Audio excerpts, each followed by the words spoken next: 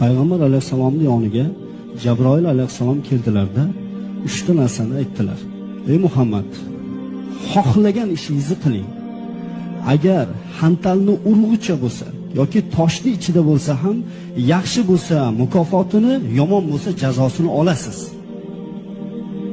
Ikkinchisi, xohlagan insoningizni yaxshi ko'ring. Baribir bir kun ajralasiz.